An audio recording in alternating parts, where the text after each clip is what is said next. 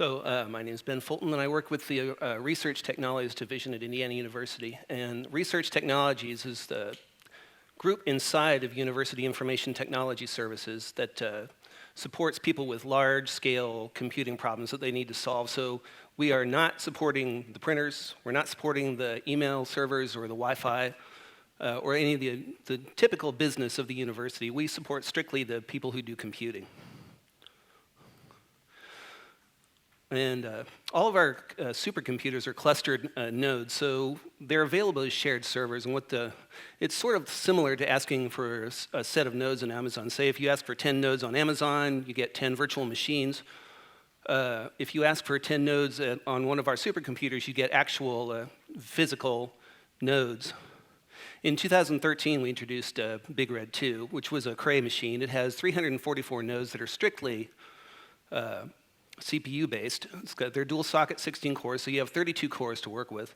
Also 676 16-core nodes that also have NVIDIA K20 GPUs on them.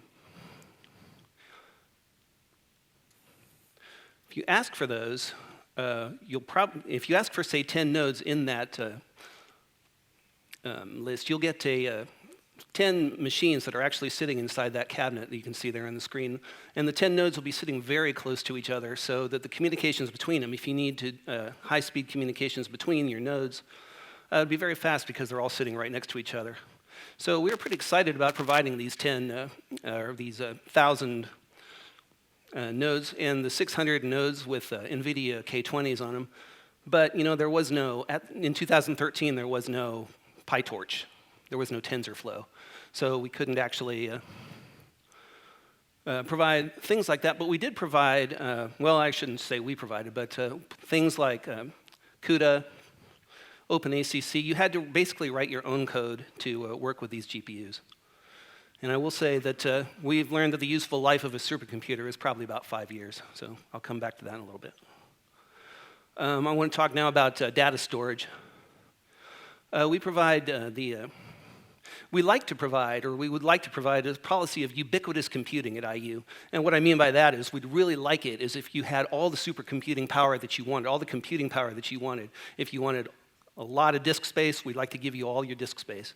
If you want a lot of CPU hours, we'd like to give you a lot of CPU hours.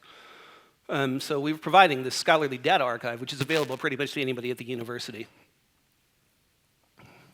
And the SDA is 75 petabytes of storage. It's long-term tape data storage, so we're keeping it. We plan on keeping it forever. Ask me again in 100 years if we succeeded. We make 2 copies of all the data that's in the entire system. One copy is in Bloomington. The other copy is up here in Indy, and that's in case of a tornado or an earthquake or something that might destroy one of the copies. It is best to be used with larger files. So you don't really want to toss 1,000 100-byte files into the SDA because it'll take forever to recover all of those from the tapes. If you ever come down to Bloomington and come to our data center, you can watch the robots pushing the tape drives around. We do offer tours of our data center, so the robots are a lot of fun to watch. It's a IBM TS3500 system. So for short-term data storage, we have what we call the data capacitor. It's got 5 petabytes of storage and a fast InfiniBand connection, so it connects quickly to Big Red 2 and the other computers.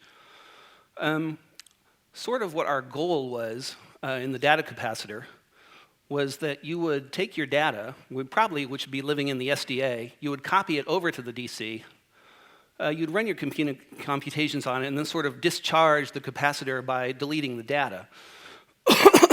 Excuse me.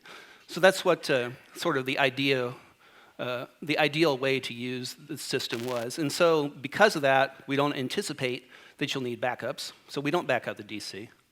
We don't have any quotas. So if you have thousands and thousands of files that you need to push onto the DC2 to do your computing, then it's there. But it will be automatically deleted after 60 days. So that's sort of a surprising way that the DC works. It's not something that people are very used to. Since 2013, we've added some other computing options. Karst, It's a Lenovo system. It's got about 300 nodes on it. They're all CPUs. There are no GPUs involved. Each compute node has 32 gigabytes of RAM, 250 gigabytes of local storage. So what you can do, if you prefer, is copy your files to the local storage directly rather than copying to the DC, and that'll be faster. It is a spinning disk. And there are some nodes on the Karst that are 64 gigs of RAM, which is better, and they have 24 terabytes. Again, that's spinning disk storage. We later on added another system called Carbonate, which has 72 more nodes. And what we were kind of looking for out of Carbonate was space for people who didn't think that 64 gigabytes of memory was enough. So these nodes all have 256 gigs of memory. Many of them have 512 gigs. So if you request from the large memory storage, you'll get the 512 gig machines. And each Carbonate system has 4 500 gigabyte SSDs. So that'll be extremely fast. And it's all mounted together on the temp, so you don't have to think about, is it on disk 1 or is it on disk 2? Where is it?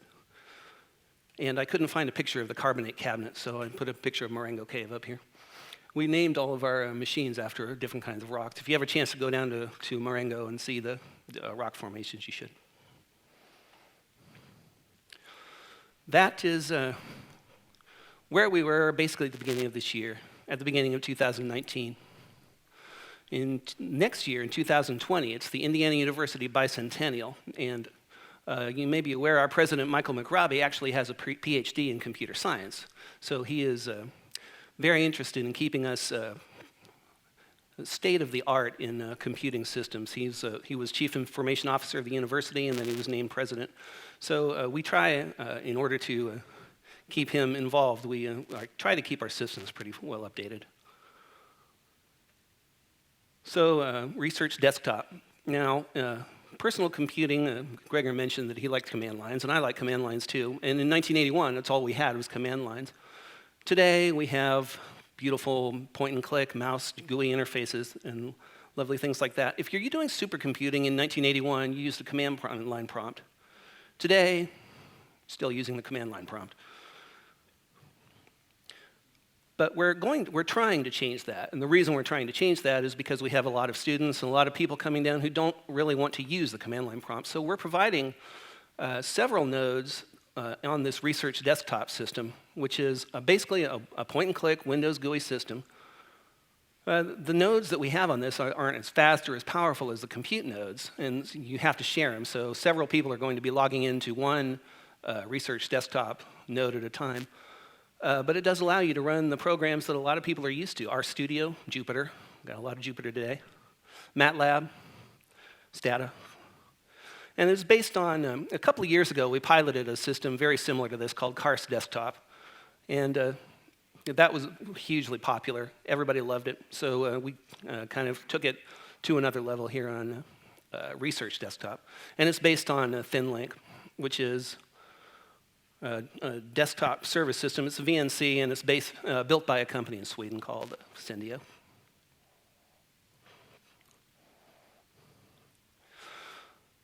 Now, I was telling you about the data capacitor, where you put an unlimited number of files, basically, and eventually they'd be automatically deleted. Well, people really liked being able to put unlimited files on the system. They didn't like it so much when we deleted them. So even though we wanted to set it up that way as part of the ubiquitous computing strategy, we are now moving away from that with our new system called Slate. And Slate is a 10 petabyte spinning disk system. It's fast, 64 gigabytes second throughput, but it is not subject to a purge policy.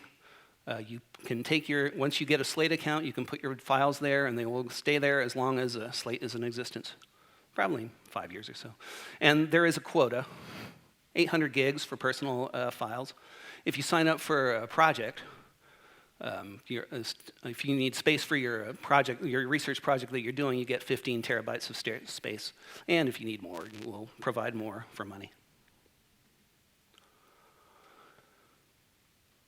Somewhere around about 2017, TensorFlow started to get popular, and we started getting requests to have it put on Big Red 2, especially the GPU version, so we could take advantage of all these GPU versions.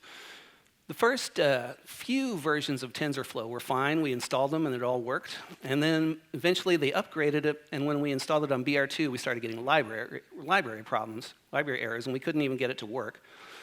And for most software, we can take the source code and recompile it against the Cray libraries that are on BR2. But we never actually got that working with TensorFlow, and I can't really explain why. I went in there and tried to get it to work, but it didn't work.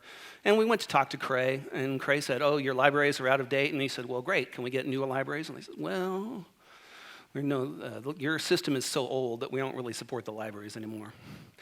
So what we did is we went to Carbonate. We added several nodes to Carbonate, 12 nodes.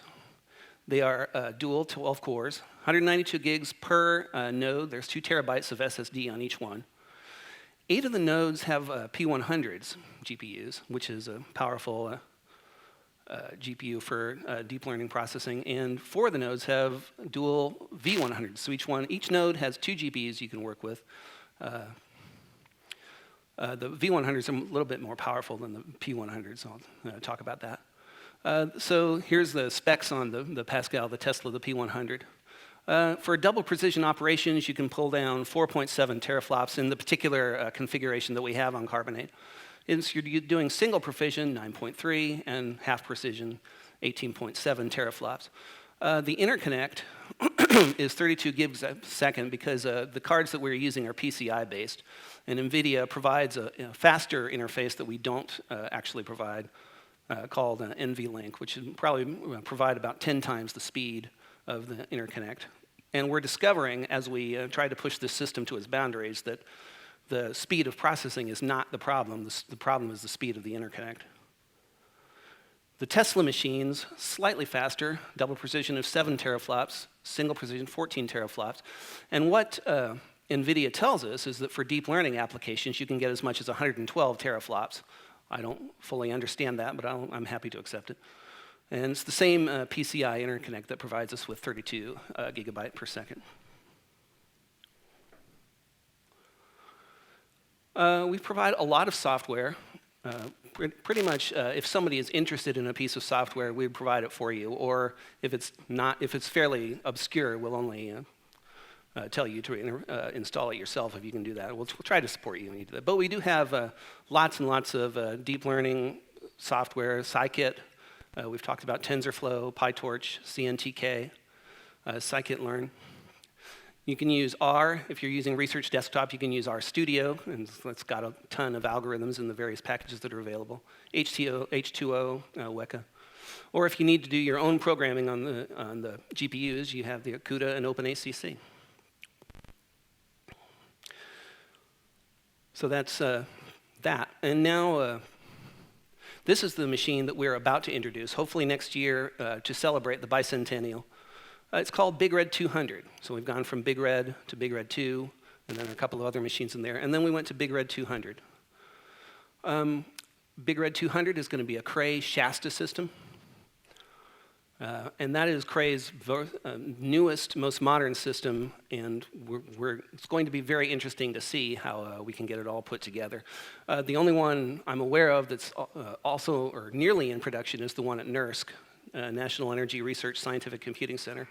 They're putting together a Cray Shasta system called Perlmutter, and that should be online probably. I don't think it's online yet, but it should be online very soon, probably ahead of us. And now, at this point, I'm spitting out words that I don't fully understand because the Shasta system is not something I know really how it works. It's the Cray Slingshot interconnect. I'm sure that's very fast. The Cray Eureka AI suite for Shasta. I'm sure that's very cool. And what it's for, kind of the goal of Big Red 200 is to help us with our grand challenges that we're doing as a part of our bicentennial. We have a grand challenge on precision health where we want to solve at least one type of cancer. We have a grand challenge on preparing for environmental change and one on responding for the addictions crisis. And all these projects will have space on the Big Red 200 and space and time on Big Red 200 to do the calculations that they need to solve their problems. This slide is sort of the slide that we are using to advertise what Big Red 200 does. And there's a comparison there between Big Red 200, Big Red 2, and Big Red 200. So Big Red is actually a 20 teraflop machine. And we retired that quite a long time ago. And Big Red 2 was petaflops. And the new Big Red 200 now is almost up to 6 petaflops, 6 million times faster than your iPhone XS. And the memory on it is enough to process 71,000 gigabyte long brain scans simultaneously in RAM.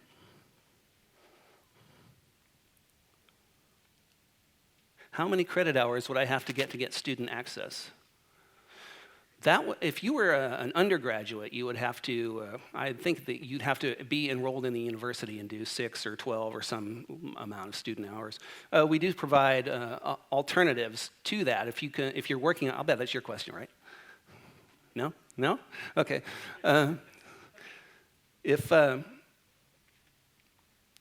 We do provide affiliate accounts. So if you're actually doing research and you want to work with one of our researchers, you just get a hold of someone, say Gregor perhaps, and tell him that you have this really cool project. He can sponsor you for an affiliate account. And that's how you would get access for that.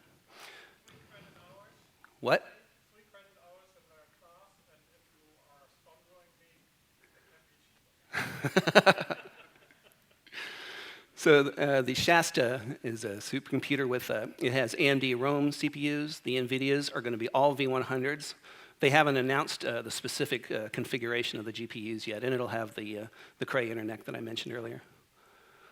And wow, I was not expecting to be done that fast. I was probably talking very much too quickly. I'm sorry about that. But that's pretty much the extent of what I have. Are there any more questions?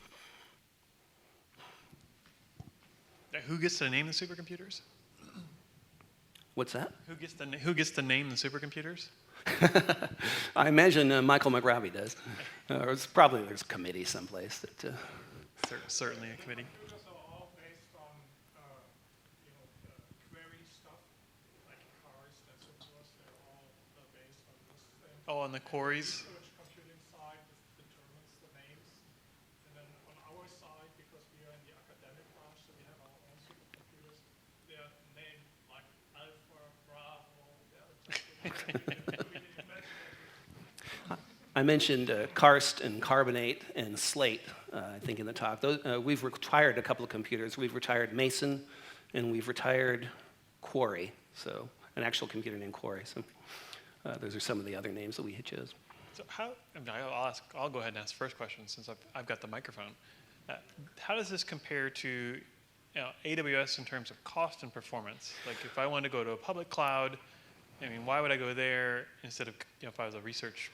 Well, we benefit from economies of scale. So the fact that we have even Big Red 2 has its 1,000 nodes on there. If you wanted to ask for 1,000 nodes from Amazon Web Services or wherever, you would pay a lot more than we are actually paying for our supercomputer per CPU hour. So we definitely are benefiting there. The downside of using these computers is that we only have, we have the physical hardware. All of the servers run Red Hat 7 now. And if you want to run something that's not on Red Hat 7, if you want to run something that's a GUI, and that's something that you can put together easily on Amazon. It's not something we can put together very easily for you on these machines. You can still use containers, not Docker, because Docker doesn't work well with multi-user systems, but similar containers like Singularity. So you could do that, but from an ease of use perspective, Amazon is better.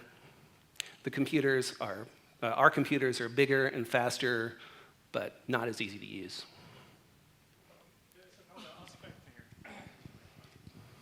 here. So there is another aspect to this. So this is actually a historical reason why we have these systems. So I had my first standing next to my office in 1984, so that was a long time ago. But the reason why we do have these systems is for grand challenge problems in science. And it's a different issue to do an astrophysics problem versus to do a web service hosting.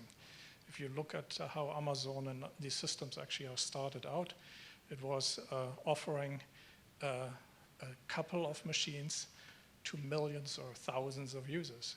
But we have in academia sometimes the opposite problem. We have one user that requires 1,000 machines. That's the reason why you saw me talking about how do I start up actually 1,000 virtual machines in order to, for example, evaluate, can we actually move such loads that he projects on Karst into, for example, Amazon. And as you see, this is also, you now see in Amazon and in Azure, that for specialized high-performance computing tasks, both of these clouds actually offer specialized resources as a service. So they are competing at one point with the academic supercomputing centers. But these guys are more flexible because they may actually have to be addressing a particular astrophysics code and have to put down a particular version of the library and then share it with the community, which typically is not done in Amazon. Let me head over this way. So you talked a little bit about some end-of-life issues with Big Red 2 and library support and whatnot. In light of that, I'm sort of surprised to hear that the university is going to custom hardware again to another Cray supercomputer. Can you describe, talk to a little bit about the policy, how those decisions are made, why you would do that versus sort of just a crap load of commodity hardware? Well, as I say, you know, I think we are getting economies of scale from using these large computers.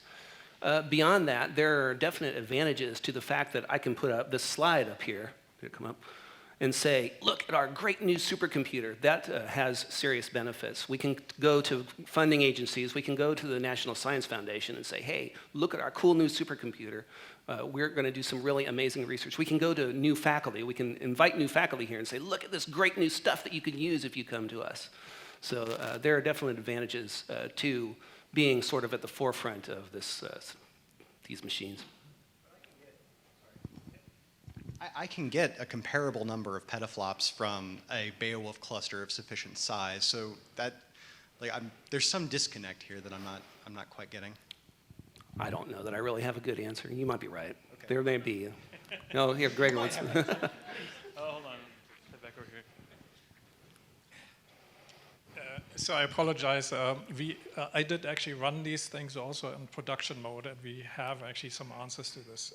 I myself naturally can build a system which is much cheaper than this, but this is actually a warranty question. Within the university or within the 5 years that you are doing this, the warranty sometimes is just better than you sending 10 people in and replacing on 10 different servers, 10 different hard drives, and doing this, and instead you may actually invite the IBM or the Lenovo crew and simply say, well, it's in your warranty, please come and replace that.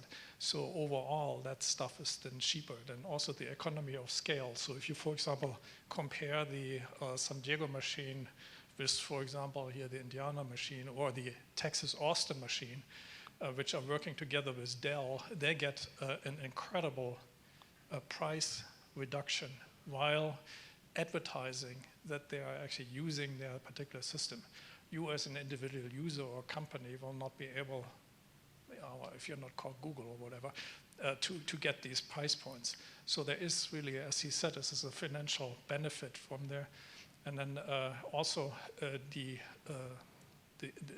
support of the Beowulf clusters cannot be done on such a large scale. So we're talking here, how many cores do you guys have right now? Cores? Yeah, how many processors do you have? Thousands. Thousands. So if you're talking about a machine that has 1,000 or something like this processors, taking out the time to get that thing out of the rack, to redo the network assertion, that's expensive. So, and the cost of the hardware is nothing in contrast to the manpower to push these things together. So this is peanuts, really. By the way, I might mention too that in addition to putting together Big Red 200, we're putting several $1 million into upgrading our data center. So that'll be a lot of new stuff that's involved with that. And this new Cray is going to be supercomputers require a lot of cooling, and it's going to have something called warm water cooling, which I'll be curious to know what that is, because I don't quite understand how you can cool a supercomputer with warm water. But Is that like clean coal? probably so. So where does all the deep learning stuff happen at IU? Is it IUPUI? Is it IU Bloomington? Is it in the computer science department? Is it in informatics? Where does it exist? I would say it's more in informatics because, well, informatics, they do the actual research on how deep learning works and how it does well. But you know, there's plenty of applications for deep learning. So we have people in the chemistry department, biology there are people trying to figure out new ways to create drugs in bioinformatics by comparing genomes and I don't know, things like that. So really all over the place, but it's informatics that does. What groups are you guys in? What? Oh, I'm in Bloomington. Yeah, Greg is in Bloomington too. No, research technologies is a separate division. So the School of Informatics is where research and discussion or whatever of informatics is. We are support. We are part of University Information Technology Services, so which the 1,600 people that support every computer in the university. There's a question up on the board about utilization rate. What is the utilization rate? It's very, very high, which is why, especially, we had problems in the data capacitor. One of the reasons we had to retire it is because with all these infinite or unlimited number of files you could put in, it kept filling up. And our data capacitor specialists would buy some more hard drives, add a petabyte of storage, and the next week it would be all filled up. So it's very, very full. And the machines are very, very full too. But part of that is because we're doing this ubiquitous computing process. In a lot of computing centers, what they'll do is they'll say, you need to get an allocation. You need 10 terabytes of data space, and you're going to get 100 CPU hours of time. And once you used all that, you're done. We don't make people do that. And so people may be less than efficient with their computing hours or space. So, Yeah, I think we had a question back here. I'm still wondering about the pricing compared to public cloud, say, particularly specialized hardware like Google TPUs, right? Maybe, or even asking them to sponsor it. Have there any pricing models been run to actually look at this as opposed to just, oh, we need to make sure to keep our department? That information is not in my knowledge. I think Gregor might have an opinion on this. I apologize again. There is actually an active research activity within the NSF as well as within the larger community of this. So this is just one system out of many, but we have the largest supercomputing agglomeration in the United States is known under the project name Exceed, and that is a $30 million funded NSF project. And as part of this, they have conducted a cost analysis of what's cheaper to run these clusters or AWS.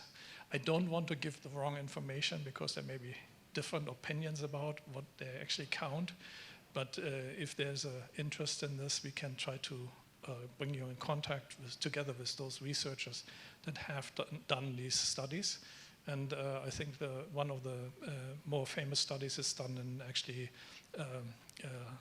Berkeley labs, where they actually did calculate some prices. And they still came up with that the supercomputers are cheaper than some Amazon services. But it really depends on what kind of applications you're running on it. If you're running a web service, you shouldn't run them on these machines. So you should go out to Amazon. If you do your class assignment of Jupyter notebooks, you shouldn't run them actually on these things. You should run them on your laptops, or you should be running them on Google Colab because you get these hours for free.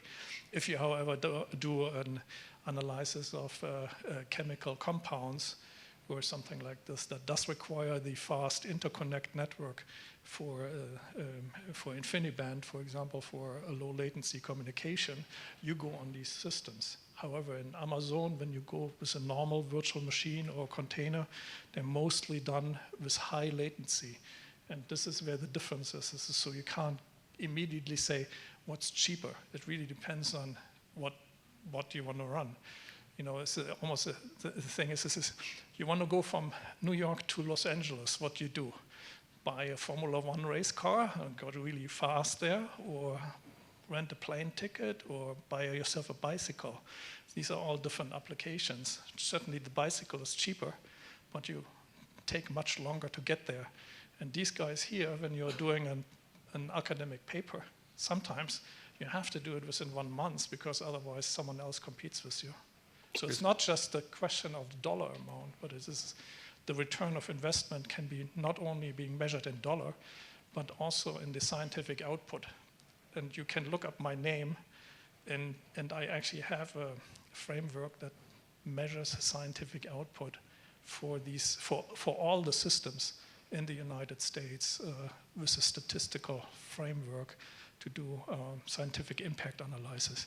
And his boss is doing return of investment, so Craig Stewart. So he has several papers there, and they're being published in Exceed 2019. We have an entire workshop hosted on exactly that question. Excellent. Actually, I tried it. If you Google just cloud mesh, he's like the second result. So you can't miss him. All right. What is like the data security that you can put on this? Is it export control? Does it allow government sensitive, classified, or is it just all public data? I mean, like your research projects, can you do defense, Department of Defense? I don't think there's any reason why you couldn't. I don't know of any projects that we're doing like that. The security for the computers is fairly straightforward and simple. We're using, we sort of guarantee that if you put data there, nobody else is going to be able to read it. So, but of course, you know, if you're familiar with Linux systems, you're perfectly welcome to set your files to be readable by everyone. And we don't actually stop you from setting your files up. So I would say the controls there are more have to do with training and paperwork and stuff. We do have plenty of HIPAA type projects. So there are a lot of people that are working with personal health information. Any other questions for Ben?